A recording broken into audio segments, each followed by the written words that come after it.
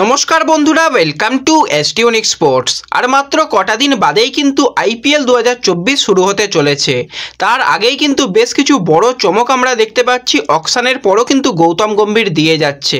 অভিজ্ঞ ব্যাটসম্যান এবং বিধ্বংসী ব্যাটসম্যানের পরিবর্তে একটা দুর্দান্ত সিদ্ধান্ত নিয়েছে। সেখানে একজন উইকেট কিপার ব্যাটসম্যান কেকেআর দলে কম ছিল, সেই জায়গাতে উইকেট কিপার ব্যাটসম্যান নিয়ে এসেছে। একজন এক্সপিরিয়েন্স বোলারকে কিন্তু দলে নিয়েছে, আর আরও একজন কিন্তু ইন্ডিয়ান বিধ্বংসী ব্যাটসম্যানকে কিন্তু কেকেআর দলে নিতে চলেছে। তো বেশ শক্তিশালীভাবে কিন্তু কেকেআর 2024-এ নামতে চলেছে। তো কেকেআর দল তো তোমরা দেখেছো, এবার কেকেআর দল কিন্তু সম্পূর্ণরূপে বদলে গেল এই 3 প্লেয়ার আসার জন্য। তো কোন 3 প্লেয়ার এলো এবং কতটা বদলে গেল কেকেআর দল, সেই নিয়ে কথা বলবো আমরা এই ভিডিওতে। তাই ভিডিওটা শুরু থেকে শেষ পর্যন্ত দেখার অনুরোধ করলাম। আর ভিডিও ভালো লাগলে ভিডিওতে লাইক দিয়ে চ্যানেলটাকে সাবস্ক্রাইব করে নিও, আর পাশের বেল আইকনটাকে মনে করে অন করে রেখো। আর যারা ফেসবুক পেজ থেকে ভিডিও দেখছো, মনে করে ফেসবুক পেজটাকে ফলো করে নিও, তাহলে তোমাদের প্রিয় দলের খেলার সমস্ত আপডেট তোমরা এখানে পেয়ে যাবে। তো চলো আর দেরি না করে ভিডিও শুরু করা যাক। গৌতম গম্ভীর কিন্তু 2022 এবং 2023 লগ্ন সুপার জায়েন্টের মেন্টর হিসাবে যুক্ত ছিল এবং একটা নতুন দলকে কতটা ভালো সাকসেস দিতে হয় সেটা দেখিয়ে দিয়েছিল। দুবারই কিন্তু লগ্ন সুপার জায়েন্ট 3 নম্বর পজিশনে পয়েন্ট টেবিলের শেষ করেছে এবং খুব ভালো কিন্তু তারা খেলেছে, এটুকু বলতেই হয়। এবং যেভাবে প্লেয়ার সিলেকশন করতে হয় গৌতম গম্ভীর সেটা দেখিয়ে দিয়েছে। দেখে মনে হতো লগ্ন সুপার জায়েন্ট খুব একটা ভালো কিছু করতে পারবে না, কিন্তু ব্রিলিয়ান্ট রেজাল্ট দুটো সিজনেই দেখেছি আমরা লগ্ন সুপার জায়েন্টের কাছ থেকে। এবার কিন্তু ক্যাপ্টেন এবার ফিরেছে নতুন ভূমিকায় কেকেআর দলে, সেটাও আবার মেন্টর হিসাবে। এবং মেন্টর হিসাবে সবথেকে বড় চমকটা কিন্তু এবছরে আইপিএলে আমরা দেখতে পেলাম। মিচেল স্টার্কের মতন একজন ওয়ার্ল্ড কাপ জয়ী বিধ্বংসী বোলারকে কেকেআর দলে নিয়েছে এবং সবথেকে বেশি টাকায় কিন্তু কিনেছে। 24.75 কোটি টাকা দিয়ে তাকে কেনা হয়েছে। তার সাথে সাথে কিন্তু আরও একজন বোলারকে কেনা হয়েছিল, গাস অ্যাটকিনসনকে, কিন্তু তাকে পরিবর্তন করা হলো। তার নির্দিষ্ট কোনো কারণ তো রয়েছে, যে তার একটুখানি অ্যাভেলেবিলিটির প্রবলেম ছিল বলেই কিন্তু আরও একজন বিধ্বংসী বোলারকে নিয়ে এসেছে। এবং এই বোলার কিন্তু এর আগে লগ্ন সুপার জায়েন্টে খেলেছে।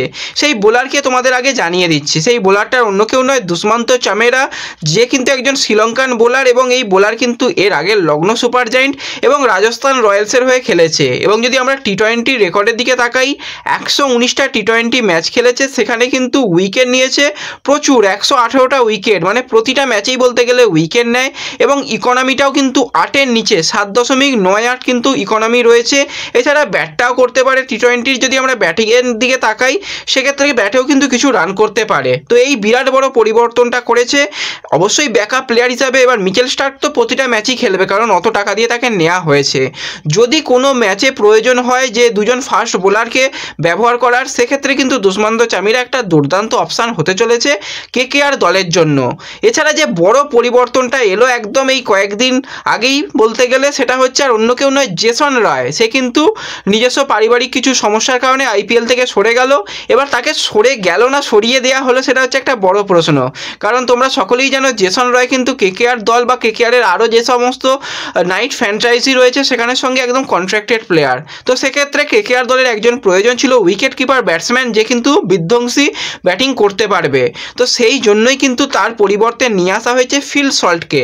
এবং ফিল সল্ট এর আগে আইপিএল খেলেছে, আইপিএলে অভিজ্ঞ, দিল্লি হয়ে তার খেলার অভিজ্ঞতা রয়েছে। এবং বর্তমানে সে যা ফর্মে রয়েছে, টি-20 2 নম্বর ব্যাটসম্যান, একে সূর্যকুমার রয়েছে, 2 নম্বরে কিন্তু এই ফিল সল্ট রয়েছে। তো অসাধারণ ব্যাটসম্যান। এবং তার যদি ব্যাটিংয়ের দিকে তাকাই, তো 228টা ম্যাচ খেলেছে, সেখানে 5300 রান এবং ব্যাটিং স্ট্রাইক রেট কিন্তু অসাধারণ, 153 স্ট্রাইক রেট, মানে প্রথম থেকেই কিন্তু ঝোড়ো ব্যাটিং করতে পারবে।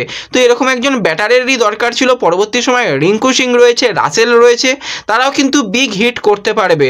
তো বিগ হিট করার জন্যই কিন্তু ফিল সল্টকে দলে নিয়ে আরও বেশি দলকে শক্তিশালী করে নিল গৌতম গম্ভীর। এছাড়া শেষ মুহূর্তে কেকেআর দল কিন্তু আরও একটা বড় চমক দিতে চলেছে। সেটা আর অন্য কেউ নয়, একজন বিধ্বংসী ব্যাটসম্যানকে দলে নিতে চলেছে। সেই প্লেয়ার হচ্ছে সারফারাজ খান। এবার সারফারাজকে নেবার ব্যাপারে সিএসকে এবং আরসিবিও সমান তালে চেষ্টা করছে। তো যতটুকু সমস্ত জায়গা থেকে রিপোর্ট বেরিয়ে আসছে, কেকেআর কিন্তু চেষ্টা করছে। একদম শেষের দিকে এসে আইপিএল শুরু হওয়ার 2 দিন কি 3 দিন আগে কিন্তু এই আনসোল্ড প্লেয়ারকে নিতে চলেছে কেকেআর, এতটাই খবর। কারণ গৌতম গম্ভীর নিজে পছন্দ করেছে। তো গম্ভীর আসার ফলে কিন্তু কেকেআর দল সম্পূর্ণরূপে বদলে গেছে। লাস্ট সিজনে কেকেআর দল 7 নম্বর পজিশনে শেষ করেছিল, 14 ম্যাচে মাত্র 12 পয়েন্ট পেয়েছিল এবং নেট রান রেটও কিন্তু খুব খারাপ ছিল।